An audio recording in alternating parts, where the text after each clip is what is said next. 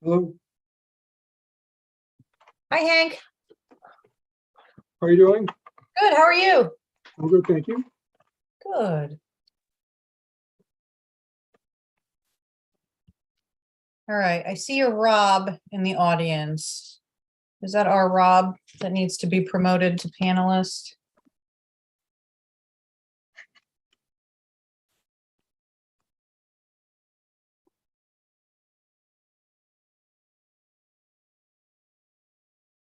Hi. Is my camera not working? Hi, Kim. No, we don't see your camera. That's really weird. I don't know why I'm turning it on. Rob, are you supposed to be on the commission as a panelist here? I believe so. All right. Why do I have you as, are you here twice as an attendee and a Yeah, panelist? you know what? I opened up. All right, good. I'll get rid of one. The fourth exit ahead. Can you hear me now? Oh, wait, hold on.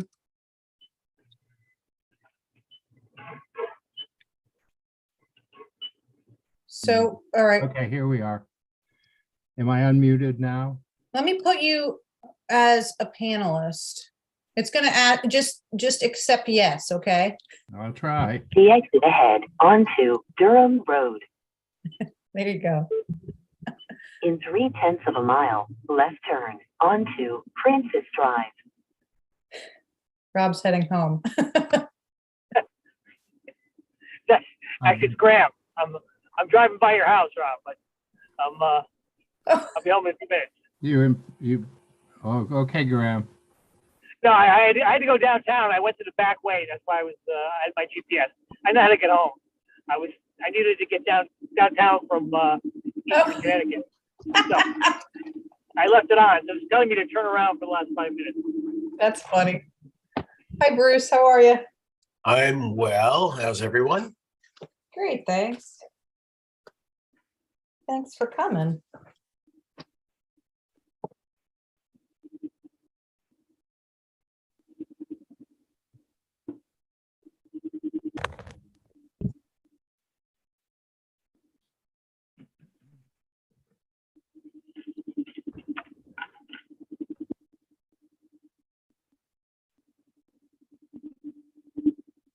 I guess.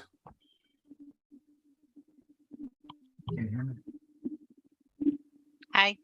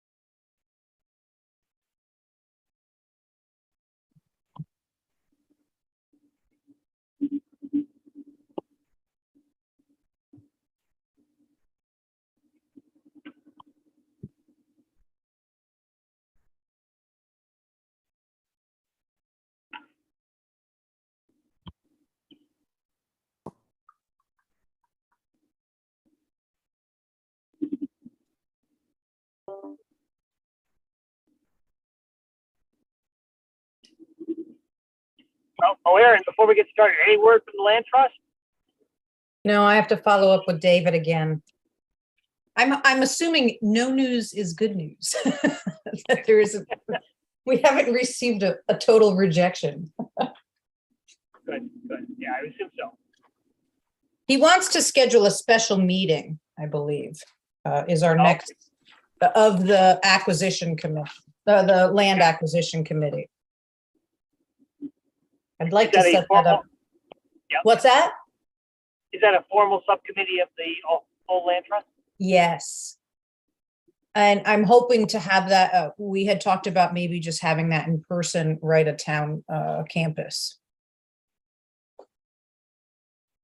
So I'll let you know of the date. I'm hopeful we can do it for next week. Okay, great. I mean, if they want someone from the building committee to show up, let us know. But you know, I know they have their own process. No, absolutely.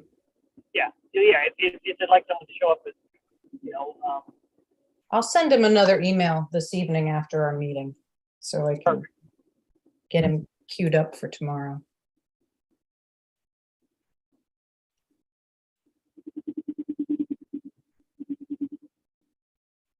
Hey, Joe, how you doing? Is Walter on yet? I don't see him.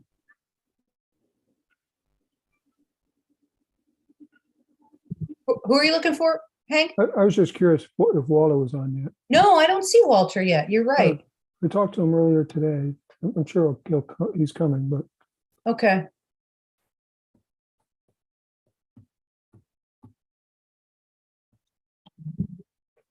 You want to give him another minute? one more minute, then we're going, Got it. with or without him. I think he has a perfect attendance record, so He I'm does. sure That's, he'll be- I'm trying to preserve it for him. I'm texting him Yeah. to say it's in jeopardy. We're stalling. he's not going to get his 10-year pin if he doesn't show up. Perfect Right. attendance record.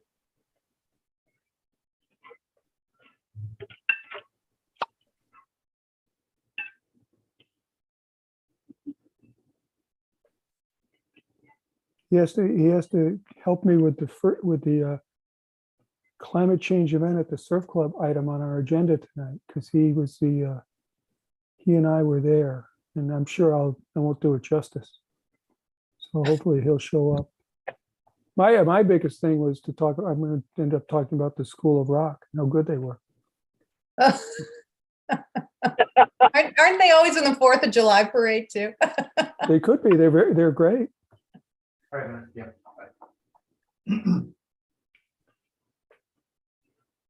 Hey, guys, Walter's working on it. He Oh, can't get okay. on. Okay, Thanks, Wayne. he's efforting. All right, well, we'll start. He's gonna continue to try, so he may show All up at some point. Yes, so he'll come, don't worry. Later on time, he'll be here. So anyway, I'd like to call to order the meeting of the Coastal Resiliency Commission for October. Date is October 12th. Thank you all for attending. Our agenda, hopefully you all got a copy of it, but our agenda, the first thing on the agenda is just as I mentioned a minute ago, just a review of the climate event that went on at the surf club. And I don't know that how many of you know about it. It was fairly well publicized. There was a blurb in the, I don't know if it was in the paper or online or something, but Peggy made a comment about it maybe 3 or 4 days before the event in support of it. Anyway, it was an interesting event. It was really, it's been Fran Brady, who's in town, who I met with earlier this summer, talked to me about the Coastal Resiliency Commission attending. And we talked back and forth a few times. And he was really the driving force behind it. And so he got together so the Conservation Commission was there. Hey, Walter, how you doing? We started the meeting and I'm giving an overview of the climate meeting that we had, the climate event that we had at the surf club. And so Fran Brady was the one behind it. He got the Conservation Commission. There's a whole series of people in the town related to conservation and Friends of Hammonasset and various interest groups to come. And he set up a tent on the porch, and there were tables, and Walter and I were there, and along with Walter's wife. And we had a variety of people come through. And I think it was pretty well attended. There was a taco truck and various things going on. And it's like I said, the School of Rock was there, and they were playing, and they were great.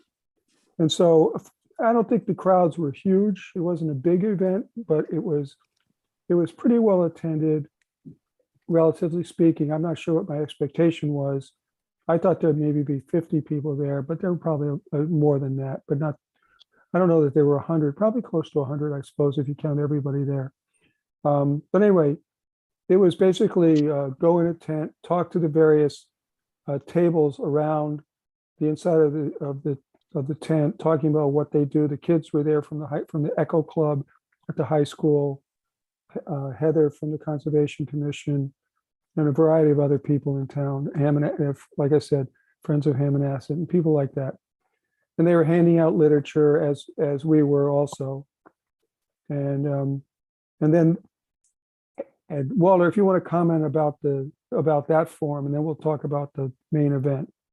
Yeah, I could just say it was a chance to meet some folks. And of course, you have post-COVID, people are just glad to go out anywhere, especially when they're serving a free soup and ice cream. It's amazing if we ever want to run an event, what will that will do to bring people in. The Women's Club and other groups helped. And we were just kind of sharing our information with some folks who might be on that I've talked to on inland wetlands, but I haven't actually met them. We got a chance to go up to talk to Ben Diebold, who runs land trust. Land trust, the inland wetlands people we talked to. And then had a nice chat with a woman from Westbrook who's working on resiliency in Westbrook and was looking to get together with us, and she might at least talk to you, Hank, or you and me, just about some of what Westbrook is doing, because they are still trying to figure out how they work the resiliency issue. Our theme is, most of the people on this call know it. It's, resiliency means adaptation to storms and hurricanes, and that's going to either be protect, accommodate, or retreat. And the retreat's the toughest one, but those are the three choices. And it doesn't mean much to say those words, but if you start to think about it, it's a nice way to remember what resilience is. It's an adapting to the various storms and other things that are coming from climate change. So I thought that was a chance to talk to a few people about that. Friends of Hammonasset, they all have common interests, and like I said, inland wetlands, and the Madison Land Trust Group. So that's essentially what I got. And then you can talk about his talk. Yeah, and then the main event after all the chowder and ice cream and tacos and the School of Rock were finished with the expo that they had under the tent, everybody moved inside the building, and there was a speaker that had come up. I think he lives in New Jersey. He's a friend of Fran Brady's from years ago when they were in the chemical business together. And this guy is retired, and he has gotten involved with an organization called Sea Change, so C-Change, and it's about and what he does, he goes from place to place, mostly around it appears to be around the eastern seaboard, giving talks about climate change, sort of how the general public and how interested parties view it, how they may see it coming in their own homes, in their own home areas, if they're near a lake or a river or along the shore, whatever it may be. And then he talked about the various steps that people can take in recognizing it, in accepting that it's real is part of his message. And then some of it was about not necessarily solutions or what you should specifically do about it, other than being aware of the changes that we're seeing and some of the threats that it may pose to various locations. It was about an hour-long presentation with slides and pictures and everything. And he was actually a very good speaker. And at the end of it, there were a lot of good questions and answers about what his view on various flood issues or river issues or whatever his group, not only him personally, but whatever the Sea Change organization that's been in, I think they've been in business for at least 5 or 6 years now. Yeah, Hank got it.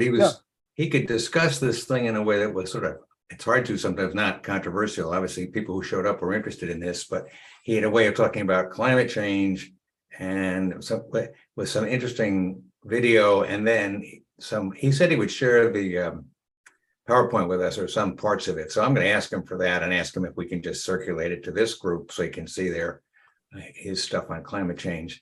Most of it is really about how we keep the climate from getting warmer, because he has this amazing photo or video of the ice melting at the polar cap and just streaming away. And that's interesting, but it's really about that. And And as we think about it, most of that help, what we can do there will help help us in the 2050 to 20 and beyond period. Between now and 2050, there's a certain amount of heat that's already occurred in the ocean, and the storms and the hurricanes and the violent storms are going to keep coming. And he didn't really talk about stopping that. He's really talking about trying to keep the temperature from getting any higher. But it was an interesting presentation that he had, and he was good at it. The other side, which always helps.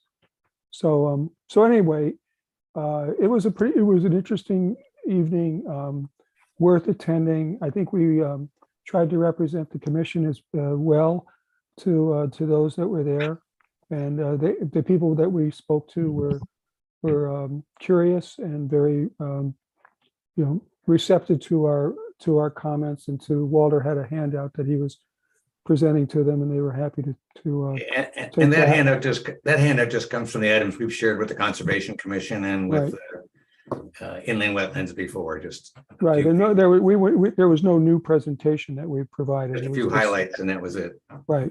So it was a good night.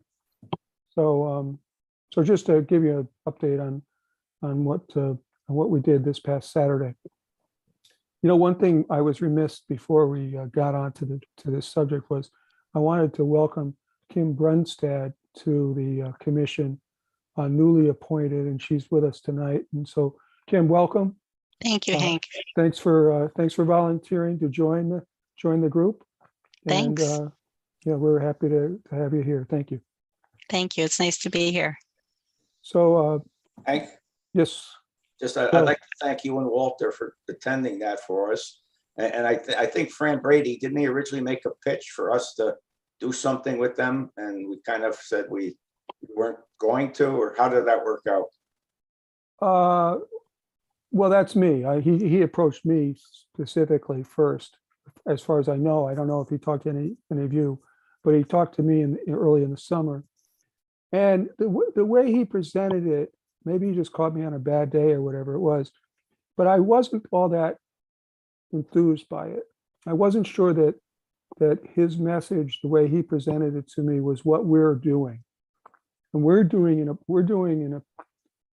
and the basis for my thinking. And I don't mean to defend it necessarily, but just to give you a background as to why I was a little hands off to start.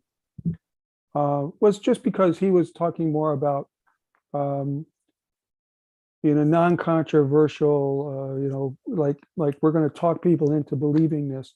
And from my perspective, as far as this is my own personal opinion, but as far as I was concerned at the time, I thought, we're not really in the business of talking people into thinking that climate change is happening or not happening.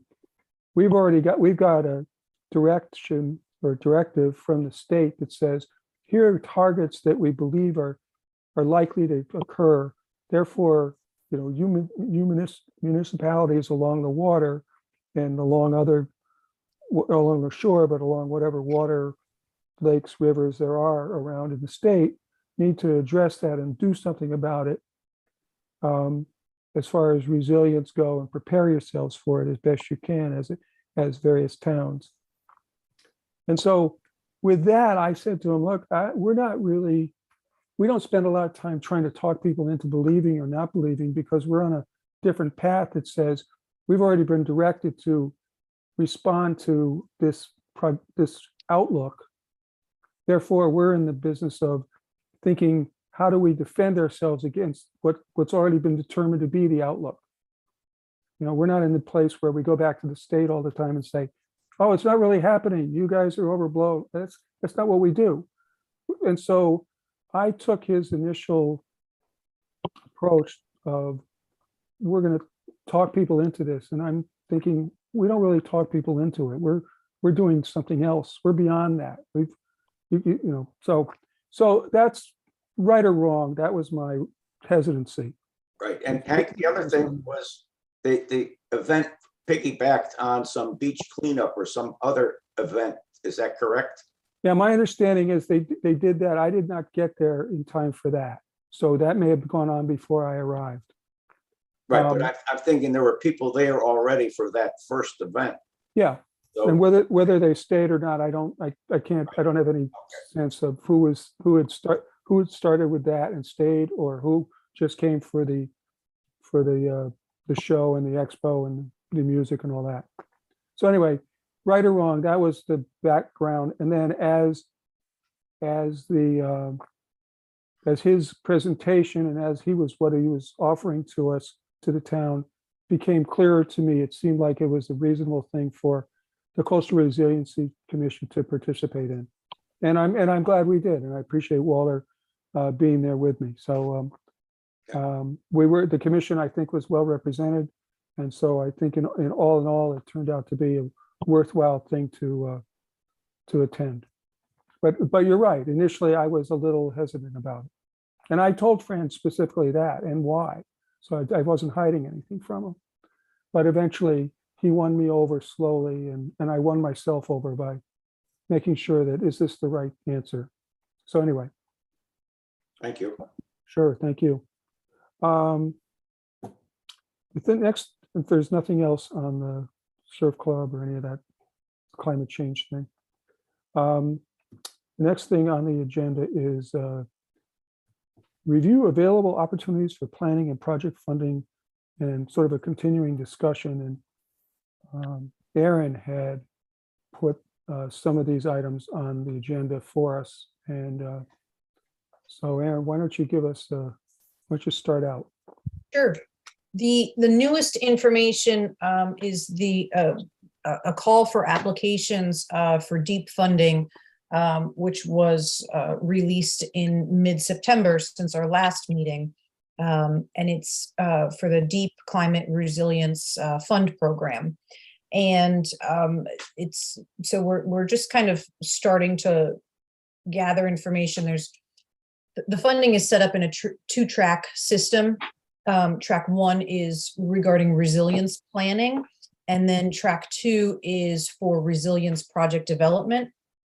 And so I'm not sure if I updated you since July, but we've done some restructuring within Town Hall, and one of the roles that Lauren Rhines now holds is for grant coordinator.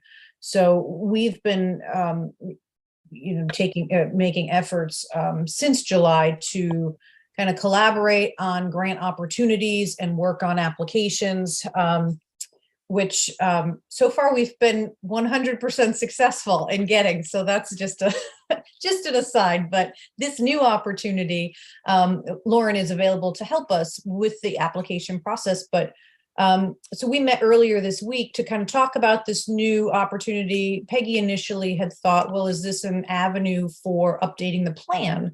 Our 2016 plan. And there's a whole lot of guidance on this. I shared that with you when I sent the agenda out. And now that I think about this, Kim, excuse me, I'm going to interrupt. Is this the plan? It was done in 2016 by Malone? That's our plan. Yes, that's the Coastal Resiliency Plan. But the actual information, it should be, I can forward you, and I can screen share it for today. But the fact sheets and the guidance documents that DEEP has produced, basically associated with these two types of applications. The resilience planning, I think these have to be competitive projects to be successful in funding, and just a straightforward update of our coastal resiliency plan may not be competitive enough. However, it needs to be focused on specific climate resiliency. So, and I think, actually, I think we could probably demonstrate successful applications under both tracks. I think we could make the argument for updating our plan under this planning track one. And most specifically, because when our plan was written, that was before DEEP had come out with these other projections for us. So in light of Erin, Can I Yes. ask a question? I'm so sorry. I'm just because I'm new. I didn't get that attachment, so that might be why I'm kind of not following well here. But when you talk about this plan, is that something that Deep came up with, or that the Coastal Resiliency Commission came up with? And the second part of my question is, do we also have FEMA funding grant applications under consideration?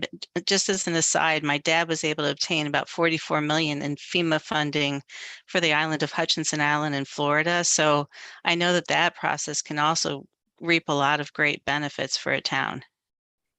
Yes. Okay. So to answer your questions, the Coastal Resiliency Plan is a plan that was developed with the assistance of a consultant and the commission. And that was done through grant funding. And I believe it was regionally. So, My understanding.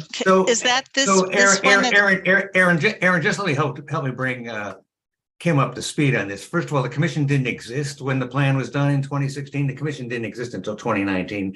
The plan was authorized by the town planner and the board of selectmen to go ahead and get a plan done. Yeah, I'm just trying to find out if the one I have in front of me is the right plan by Yes. Malone and There's McBride. only one plan, and I mean That's some it. of this I'm sure we get to catch up with you one-on-one on this. This is really a question of that, and we haven't really thought about this until hiring a consultant, until Aaron has brought this to us tonight. Is it, would we want to update our plan by hiring a consultant through this grant? That's the question, Aaron? Well, one, I think the question is, does the commission have any interest in supporting an application under either track, whether it's to request funding for planning, design, study, for projects that have already been identified in the 2016 plan, or if you'd like to go under the track one and make an application to update our current plan.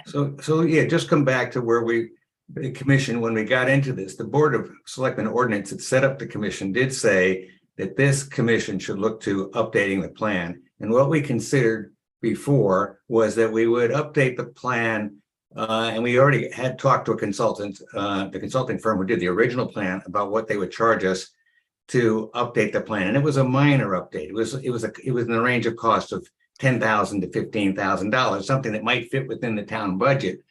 And we decided, I think we decided this, Hank, you can jump in, that we'd hold off on this and look at what could we do to help get things going that are already in the plan. There's a lot of things in the plan, and some are already moving, the Garvin Point and at least one other, and we could then work on that. So this goes right to your question, Aaron, I think, is do we want to go back and look at updating the 2016 plan, or do we want to work on the projects and some other projects that are already in the plan? Is that really the question? Yeah, I think that's okay. Just that's a good recap. I just want to make sure. I wanted to help. I know it's hard for somebody who's new to this. No, I've read the entire plan actually, and I do think that there's some significant projects in there that should be considered. For example, the Island Avenue flooding that I witness every single minor storm, let alone a major storm, the flooding, and I do live on Tuxas, but I'm going to say the flooding on Tuxas, not because of a selfish interest, but I also think it's a major escape route from Middle Beach, and it was identified in this plan. Middle Beach and the is identified as a major problem with flooding. So I think that there are a lot of specific things in here that should be considered. And that's where I was just going back to, so it's really for Aaron's benefit, all of our benefit. I need to be reminded, because this commission meets sporadically and COVID hasn't been the best way to do this. We had, in fact, looked at whether we should update the plan and decided, no, let's focus on the projects, the ones you're describing and others. That's where we landed, 6 months ago. But now there is reason to say we could do both things. We could update the plan and get some more money to update the plan, because it's not been looked at since 2016. So that's what Aaron you're putting on the table. Should we look at that, the plan? It's a new question for us, because we sort of put that aside, but why not think about that and also do projects? And the question is whether we should do funding for projects. Well, I think the question is not only do funding I think the first thing is to make sure that we identify the projects that we're really going to do and can do, and by the way, in the town, have the arms and legs to do it. And then okay, here are the ones or twos or threes, however there may be. Okay, now what do we do relative to funding? So that's one general sort of, without bothering with any details, that's one sort of general approach. And then the other thing, I think it should go personally, this is my opinion, we should be updating the plan as we deem to make sure that it's relevant to where we are today, given that it was written in 2016. And that would be my, if it's fine and it's still relevant, then we're good. But I suspect there are things that we need to highlight, amend, update, that we should do to get it to be current with where we are and what our current thinking and how the landscape has changed since it was first put together. If I can point out, in the facts sheets that came out, Yes. item number 5 suggests that there's no funding available to update the plan. So and then it gets, For it, regardless of track just 1, to- track 2, it just says there's no funding. it says, Or updating an existing plan that's over 5 years old. so you need to add a little You need to more, add new stuff. another level to it. You need to kind of add a- new stuff to the plan in order to make it a Yes. new plan. I mean, So- new, not just something's changed with the existing projects. Right. So when they get back to, what is climate resilience, it's not just coastal. Yeah, It's extreme temperatures, extreme weather conditions, there's an element of rivers and things like that. right. The other element, Hank, is there's a deadline on applications of December 2nd. That's for the projects. Right. But So, I was just suggesting if the thinking was, we'll update the plan, update the projects, and then make application for the project. no, you you're won't absolutely make it. right. We would be submitting these applications and they would be going through concurrently. So the project end, if under track 2, you would have to identify projects or request funding for projects for the Right. planning or feasibility of projects that are already identified in our Right. existing plan. You'd have to start all of that right now to meet Yep. the Also- December deadline. Within our, which is reasonable. We've put applications together quicker than that.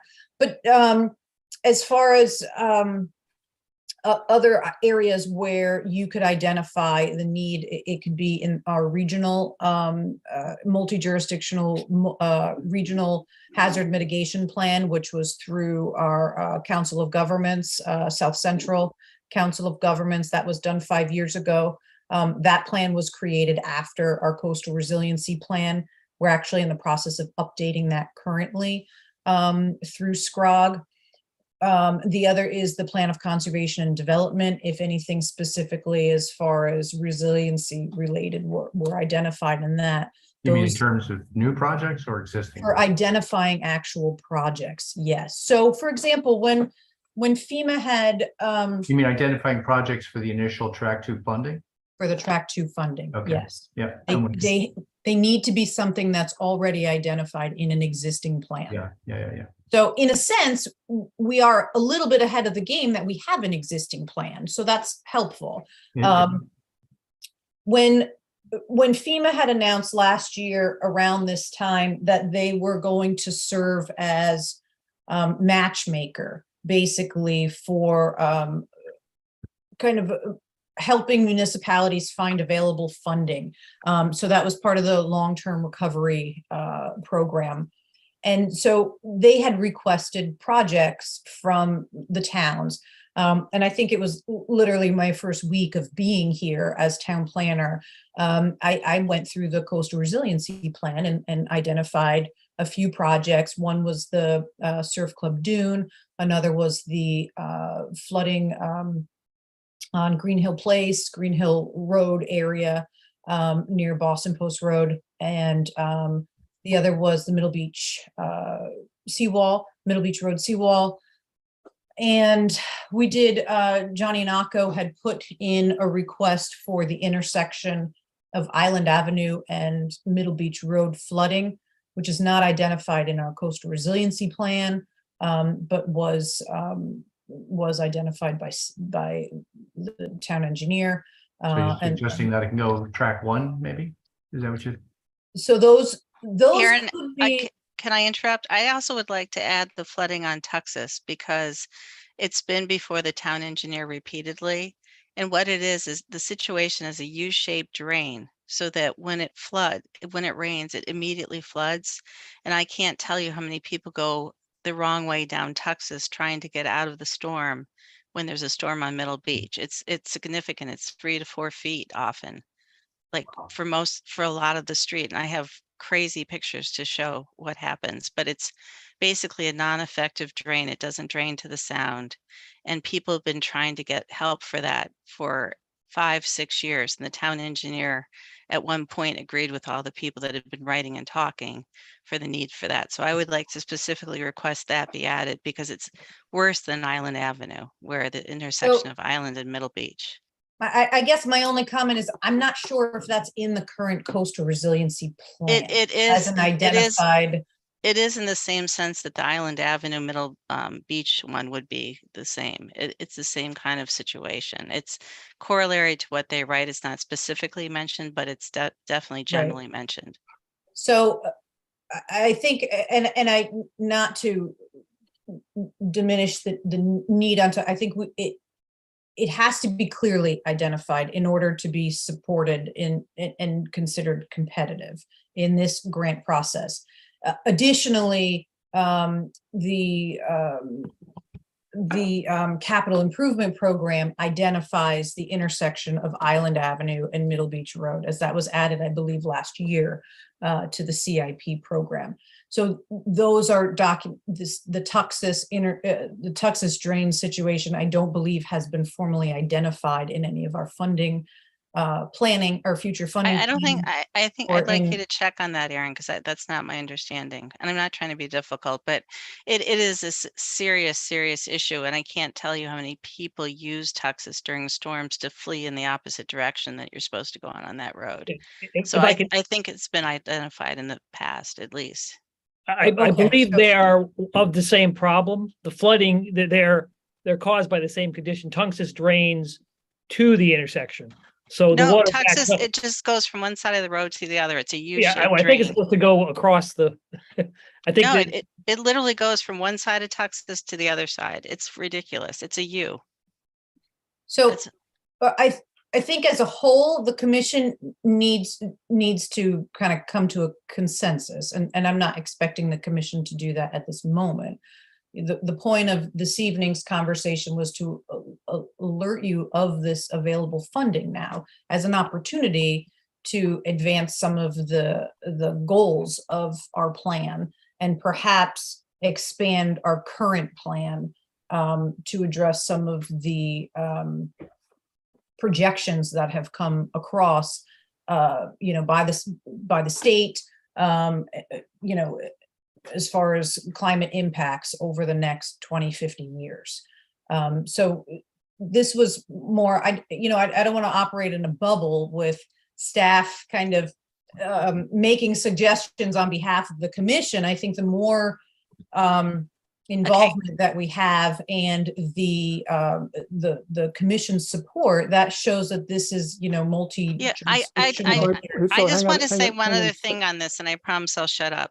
What happens on Middle Beach is people approach the beach club. They can't go that far because it gets flooded there too. So I know you're talking about the other intersection as well. So what they do is they go down Tuxas, and they use Tuxas as if it were Island Avenue. So if you want people, I'm not just arguing on behalf of the people of Tuxas. If you want people to be able to leave the Middle Beach area, you have to give them a way out, and they can't get around Middle Beach as it goes towards Island Avenue. So what they do is they go down Tuxas the wrong way, thereby using it as if it were Island Avenue. So to me, that's the same effect. And it's very dangerous. People go speeding down the road, then they get stuck on the end of Tuxas because it's totally flooded out, and they can't get past Island Avenue towards the beach club. It's a really dangerous situation. And now I'm going to shut up. Thank you. So Kim, Well, it could sorry, get I'm sorry. included, it might get included in the update. You never know. So we have a couple of things to think about. I know we can go from Kim's points as long as we're there. One is in updating the plan can be specifically updated to include other areas, not just personal concerns people may have, but others as well that have become a problem since 2016. That's the plan part of this request for money. The second part is the projects, and if I understand it correctly, and I'm just reading this stuff now, is that we'd be looking at projects that are already in the plan.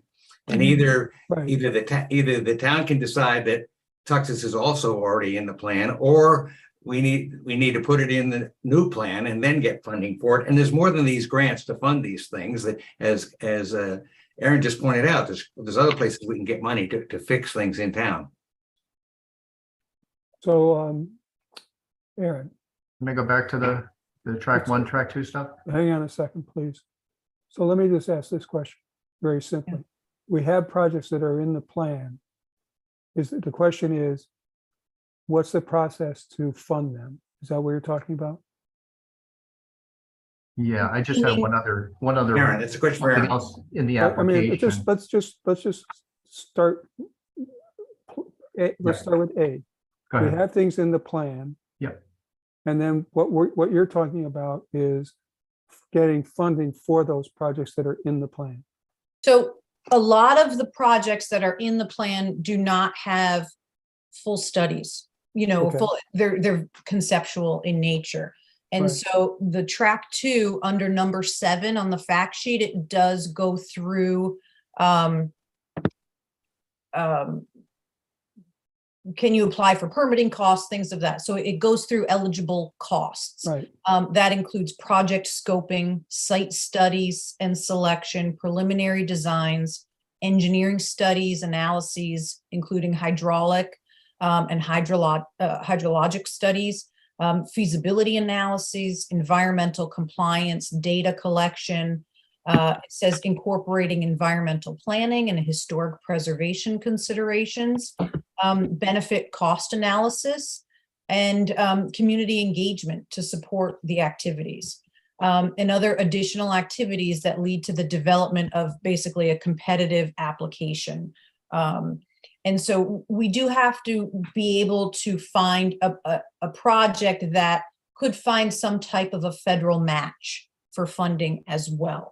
And FEMA has provided us with a matrix of various funding opportunities. Some are private, not as many private, but some are state and some are federal. So that was part of their long-term recovery goal is if you have an infrastructure or a wastewater project and they kind of matched you and said, here's what's available for funding applications. If you're looking for a project in that, if it's housing related, if it's economic development. So they went through and provided us, because sometimes it's a daunting task to go through and figure out where all this funding can come from. And it seems that all of us, there is all of this influx of funding opportunities. And it seems kind of a loss to us if we don't at least try to take advantage of some of it. Right. I'm not and my saying you question- have to go for both ends, or if planning, you can rightfully say, maybe we don't want to go for that full level and we want to try to get some funding to do a feasibility study Well, on are a there project. things, my point is, we have things there today Yeah. that look like, and some of them look like they would be eligible for the funding you're referencing. Yes. So the next question I have is, and how does that align with, this is my reference to the arms and legs, how does that all, do we expect or think, or is this something we need to worry about today? Or is this just a plan and we can worry about execution later? But is this something that's also on the mind or in the plan, foreseeable future, rational future, that the engineering group in town that executes on these projects, are they of the same aligned, their vision is aligning with what we think the plan should be, or is it different than what we might be saying we would like to see happen?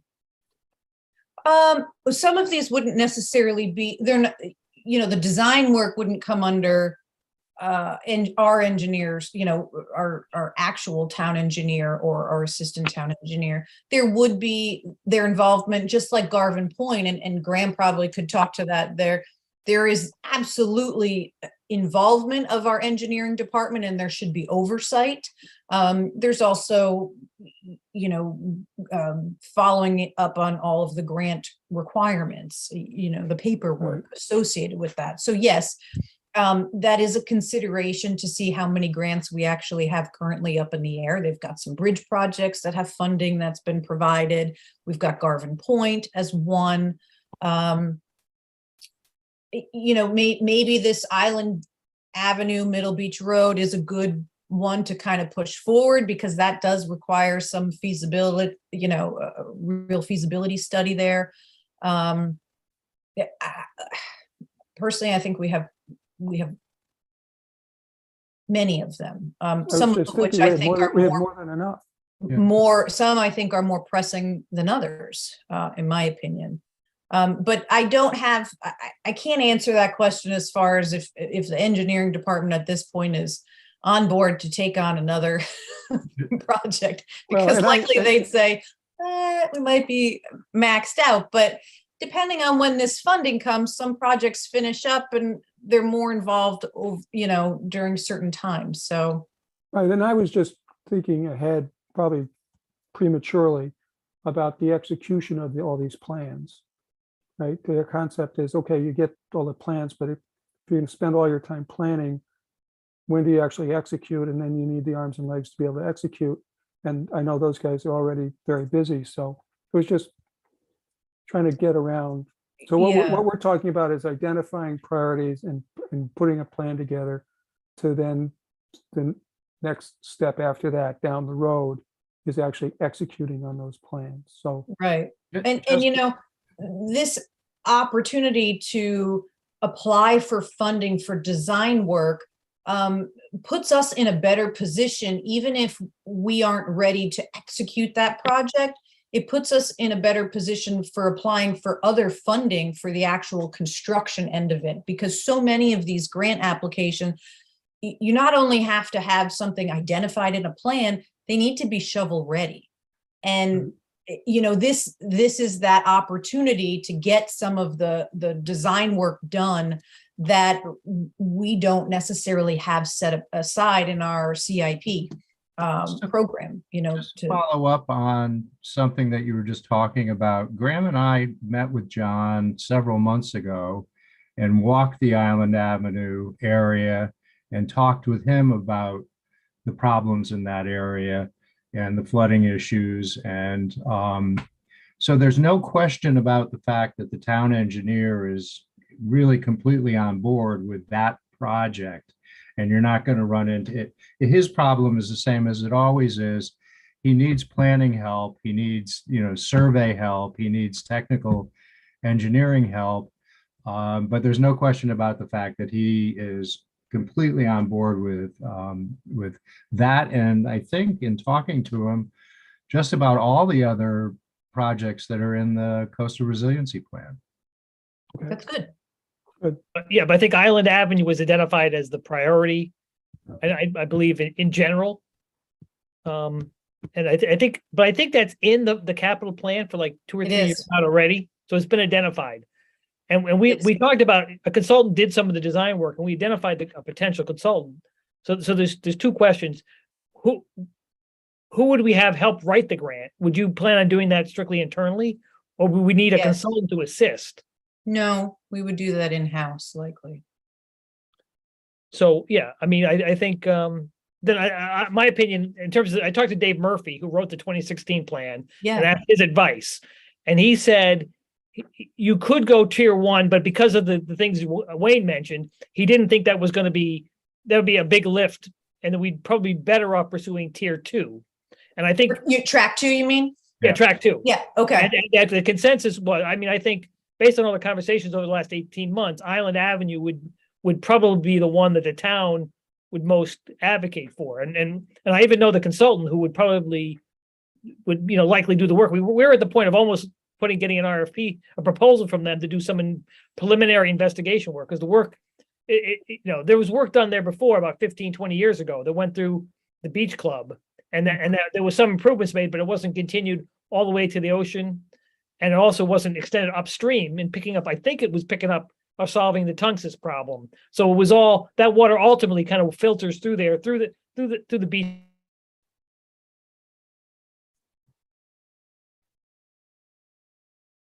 You froze. Beach club and then just, yeah. So- It doesn't solve the Texas problem. Well, there's water that comes from the east. Am I back? There's water that comes from the east. The Texas problem is because it's a U-shaped drain. I've talked to the town engineer extensively about this, and I think he's on board for this project too. Well, the water would have to go somewhere. If it goes, in fact, does go around a U, it has to go somewhere out. Right? But I don't think you're understanding what happens on Texas. We get 4 feet of water on it, 3 to 4 feet. I've waded through the water, and you've got people. I'm not just arguing on behalf of Texas Road residents. You've got people on Middle Beach Road that get stuck on the end of Middle Beach near the beach club. So instead of going to the right, they can't. They turn right onto Texas, which is going the wrong way on Texas. They go past a couple of homes, and by about the 6th house, they hit 4 feet of water. So It goes all the way back towards the tennis courts because the drain goes one side of the road to the other, and there's nowhere for that water to go at all. It doesn't go out to the sound. So you've got a bunch of people that are continuously trying to evacuate Middle Beach, and they're going down Texas, and they can't even go down where you're suggesting they go on Island Avenue. And they get stuck. All right, so, go ahead, Graham. No. I mean, I think the solution, there's 2 solutions, either draining a pipe. So do you know what the elevation of that 4 feet of the ground is at that elevation? I don't know. I just know the pipe goes from one side of the Texas to the other. It doesn't go towards the sound. It literally goes 10 feet across, and it quickly fills up, and then it becomes 4 feet of water for 100 feet or 200 feet. I believe there is supposed to be, if there's not now, a pipe that runs from that intersection west. It may be clogged. There is no pipe. It's just a U-shaped drain. I've had repeated conversations about this. So fixing Island Avenue is not going to fix Texas. And I think I don't Texas think is they a were critical. designed, Kim, and identified at the same time. I know you're requesting Texas, but the initial design, or not design, but the initial inquiry was specifically the flooding of the intersection at Island Ave and Middle Beach Road. So I don't think that was looked at for the Well, next I'm reading the block and report. I'm not identified sure as that I part of agree that. with you, because Texas is often mentioned hand in hand with Island Avenue in this 2016 I'm not talking report. about the plan. I'm talking about the specific identification from the town engineer with the project in the CIP program. Okay, well, nobody That gave me w- the track 1 or track 2 projects before the meeting, so I didn't get that. I didn't list any track 1 and track 2 projects. I apologize that I didn't send you the fact sheet, and I will send you the fact sheet. I'm But there are no projects. Nothing's specific projects been on it. There's All it is, nothing it's just on the list. here's an approach. It's a description of an approach. There's no projects anywhere. Okay, well, yeah. I would disagree with, because what I would say is that Island Avenue often is talked about hand in hand with Texas in this report, and the flooding to Texas is one of the things that they mention in respect to the Island Avenue flooding problem, and that they're tied together.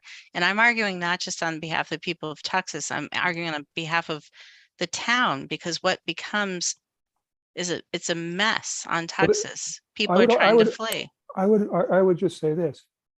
There's no reason to argue about anything. The reality is we're all in this together. We've identified a space that's a known space, which is Middle Beach and Island.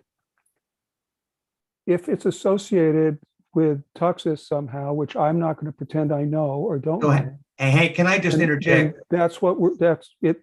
But if not, then we would add it as a secondary project. But right now we're dealing with what we've got. We have 2 people on this commission who've worked a lot on engineering issues, and it's Graham and Rob. And I think probably what would help right now is a further, and they've had conversations with the town engineer.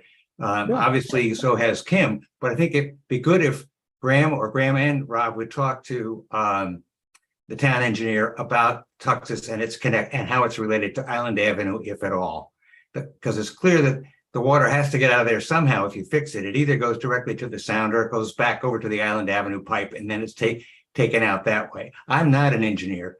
I think you're right. I think it's both, but thank you for clarifying that.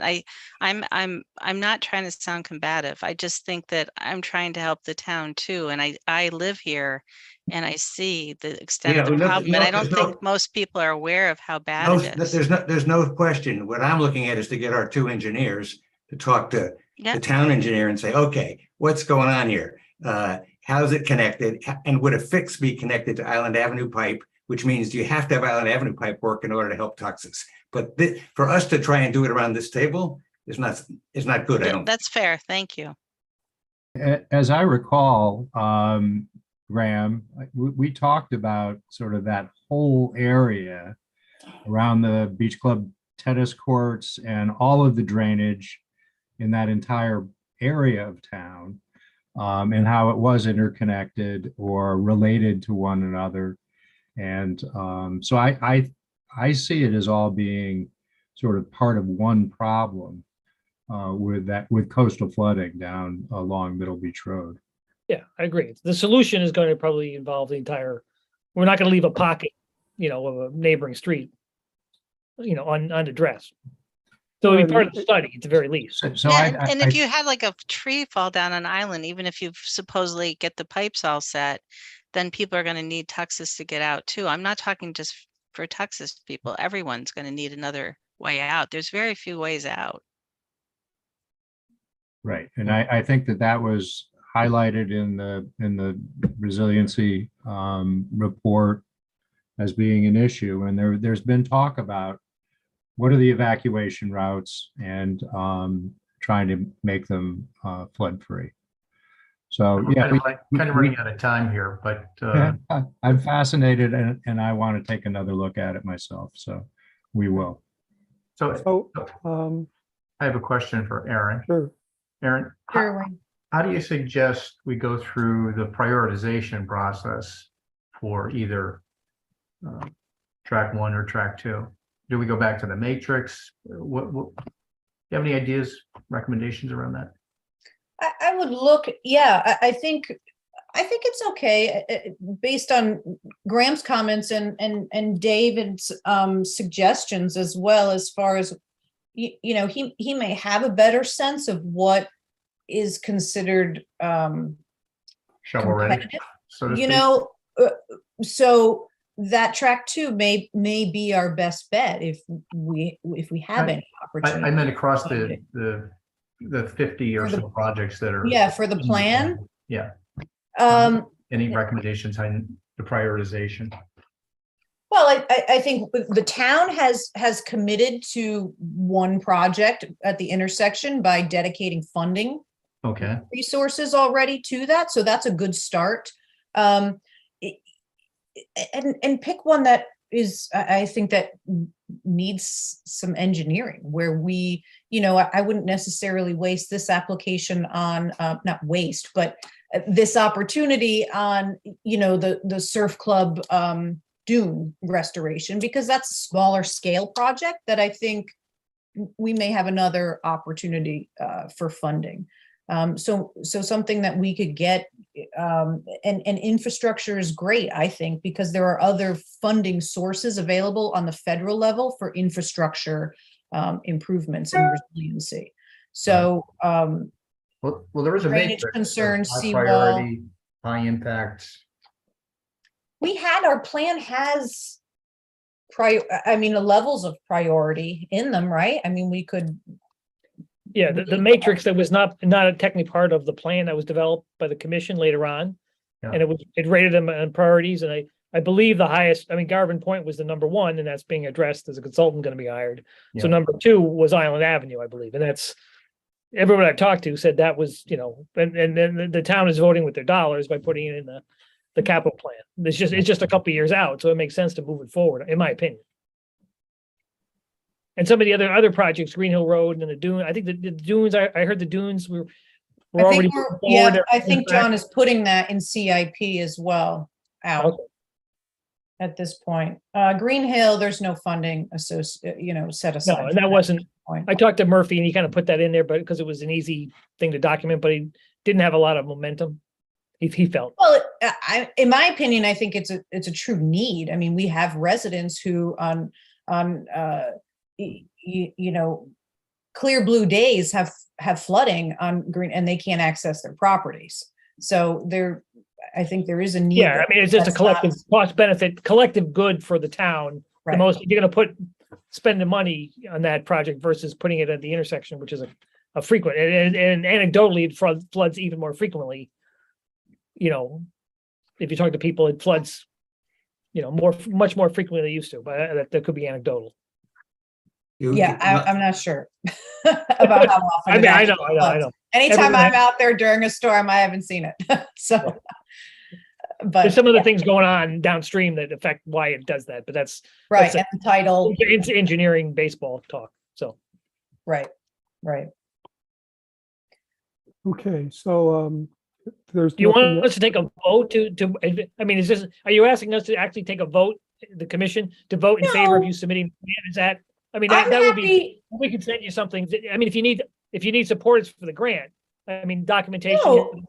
we could give you a formal letter for the grant. Because Well, what might be good, Graham, what might be good is, we're talking about it now. I go back and work with Lauren a little bit, talk to Johnny Nacco about getting this grant language together.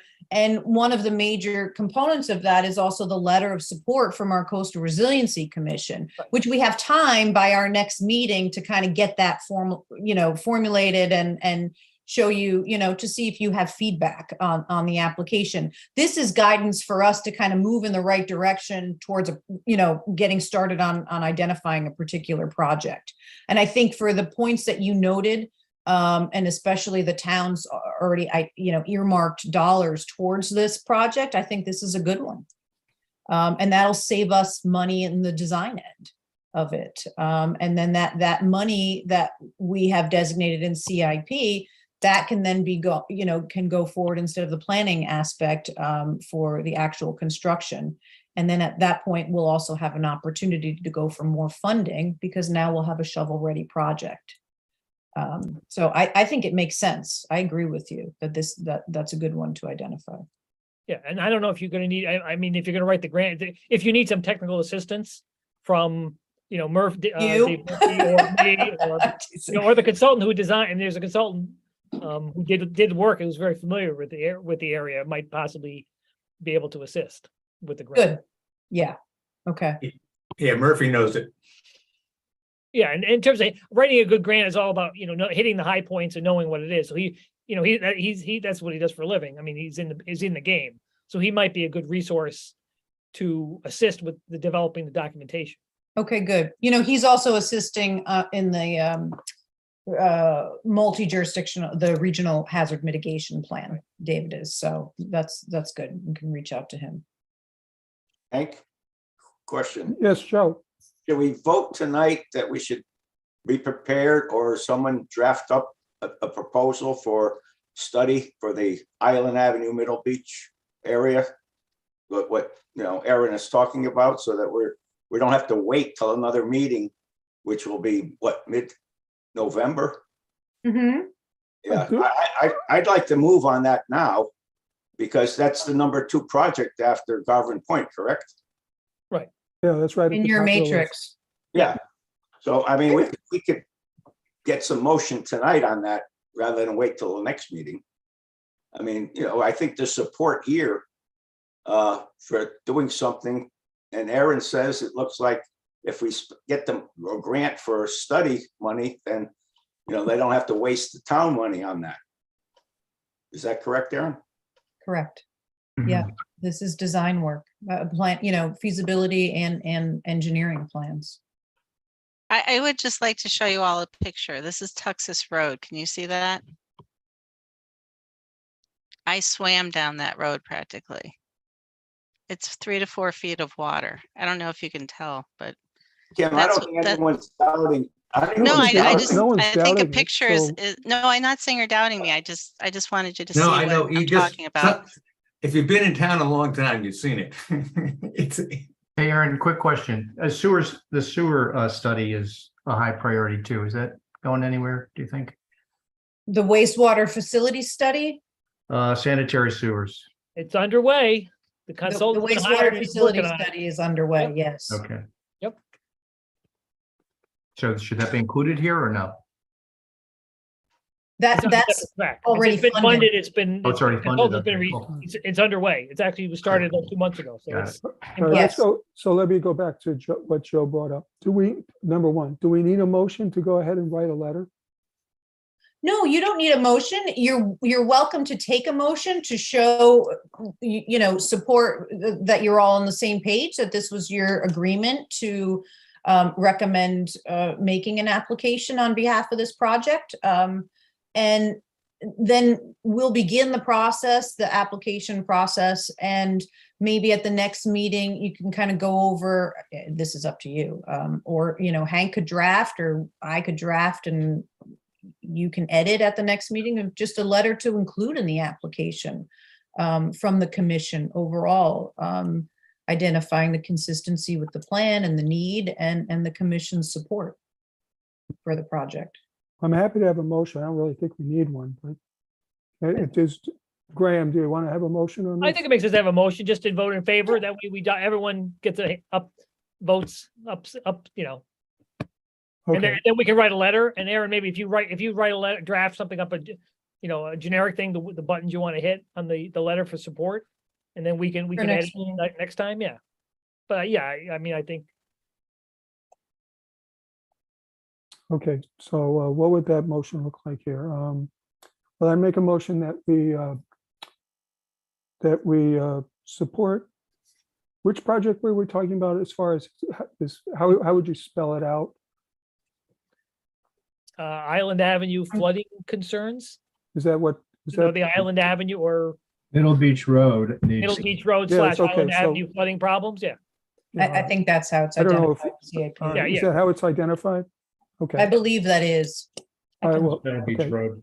So I'd make folks, just a- to keep- I'd make just a keep- motion that the Coastal Resiliency Commission support and move forward on the Middle Beach Island Avenue flooding issues.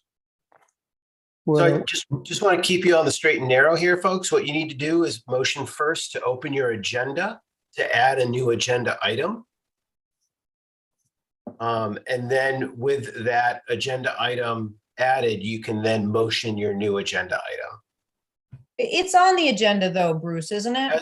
It's as a discuss, not take action. Okay. Okay. Okay. So you simply gotta, somebody would motion to open the agenda for the purpose of taking action on a letter supporting whatever action you want to take. okay. I'll make a motion to open the agenda to be able to support and write a letter relative to the Middle Beach Island Avenue flood issue problem. Do I have a second? I'll second it. Everybody in favor of that? Aye. Okay. Yeah. Anyone opposed? Thank you. Okay, so I would Good detail, Bruce. I'd make a motion that. That's why you're we, selectman, Bruce. You got the Yes, thank you. Robert rules. That's why he's paid the big bucks. I make a motion that the Coastal Resiliency Commission support in the form of a letter, the Middle Beach Island Avenue flooding project. I would say make a grant application. Make grant a- excuse me, application. Make a Yeah. grant application to address the Middle Beach flooding project. Is there a second on that? I'll second. Okay, discussion on that motion. How would we want to rephrase that? Or does it need to be rephrased? yeah, the only other thing that you might want to include is it's through the DEEP Climate Resilience Fund Program.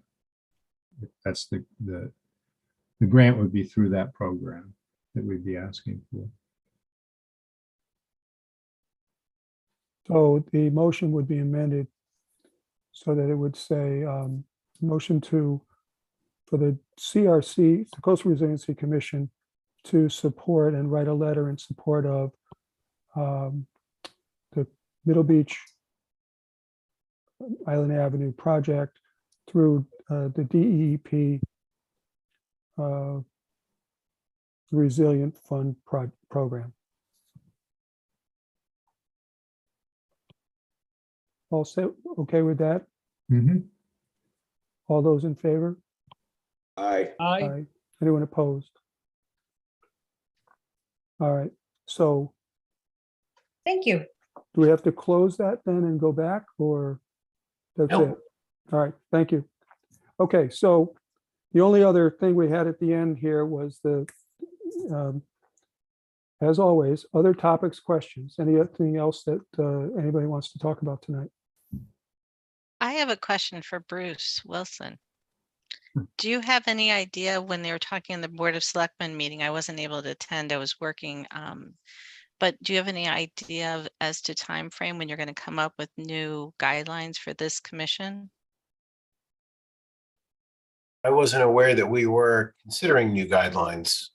And I could be totally incorrect. I was just going off of the agenda item or an item that was flashed across the screen that someone screenshotted for me. And it said that the Board of Selectmen was going to be considering new. So we're picking up the floodplain ordinance discussion again?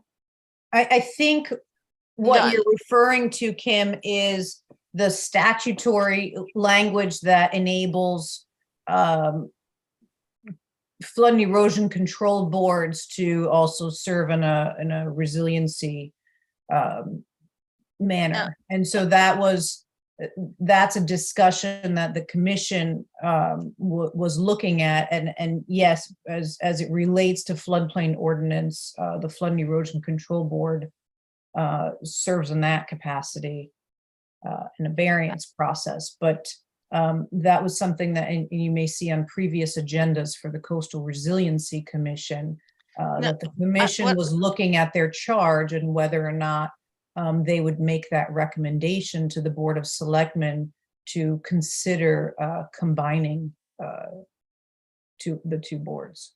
Okay. I guess the little screenshot was a little misleading. Thank you. Okay, any other questions, topics we need to review? If one question, if the charter revisions go into place, I know it's going to affect some of the boards, the way they're tasked and charged. Does that affect our commission? Yes. My understanding is that the boards and commissions would need to be established via ordinance. And I don't believe this commission has been established via ordinance, but I think the charter gives the board 24 months to complete that task. So it's not an immediate response, which is sort of one of the thoughts is to not make recommendations to change the charge of this commission until after, seeing if the charter passes, because then it would be one step going before the Board of Selectmen to consider the changes and then just enact that via ordinance. Yes, versus an amendment to the charge. And Aaron, we have discussed this at prior meetings as well. That's what we would do. And I think, and Bruce is here and has been somebody probably plugged into our other meetings. We thought the commission members would come up with some ideas for how the ordinance might read. It might be somewhat different than what we have now. It would be our suggestion, but finally a determination by the Board of Selectmen, not by us. But that's Right. what we would. Given what we've gone through, there are some things we think we could do better in some ways. COVID was a real strange thing to make any new commission work. But I think we all think there's some things we could do differently. It might be related to flood erosion control and resiliency. It might not be. But we need to think about that. And we don't need, I think what you're saying, what we've said is we don't need an answer to that before November or before December. And what you're telling Graham is we can travel along like this, just keep requesting money from the state. and making progress, and Well- then and at the same time reorganize this commission if we want to suggest that. It's up to the selectmen to make the decision.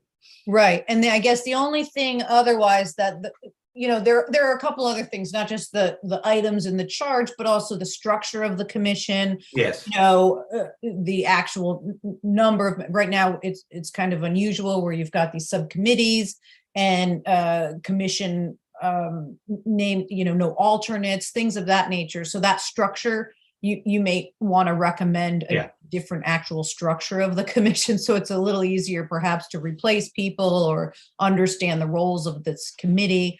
The other item that, as Bruce mentioned, the Board of Selectmen did bring up the floodplain ordinance topic this week at their meeting, that they're going to move forward with a special meeting, which has not yet been scheduled, to kind of go through a draft and some staff comments and start taking a look at that again. Part of that we'll discuss the variance process. So that is something to keep in mind, I guess, not really a need to necessarily move forward with a draft charge, but for the commission to consider if this ordinance is, goes forward and becomes effective, there needs to be that relief valve, and so I think currently that board is not functioning. I think we have one member seated on it. So that's a little more in the near future to make sure we at least have the flood and erosion control board figured out. Okay, anything else? Aaron, you look like you were about to say something before I interrupted you. You remember what you were? It looked very. Oh, I think it might have just been the flood. Oh, okay. I did just want to let you know, not necessarily, I wasn't under the impression that the commission was going to formally be involved in that process. I think you've made it clear what your recommendations were previously. But I did just want to let you know that it did come up, and it will be reviewed again by the Board of Selectmen in case you see it somewhere or someone mentions it to you. I wanted to just let you know that that's been slated for future discussion. Great. All right, thank you. If there's nothing else, I'm good. okay. Thank you all. We'll adjourn for tonight. Thank you all for participating. Good night. Everybody, care. congratulations to the new members. Welcome aboard. Thanks. Add a little spice to the meeting. That's always good. I can't help it. I'm an attorney. Yeah, that's good. Need some new blood. That's great. I appreciate it. That's not an excuse. That's not an I think excuse. I think it is. No, well, not every attorney agrees with you. I'm just kidding.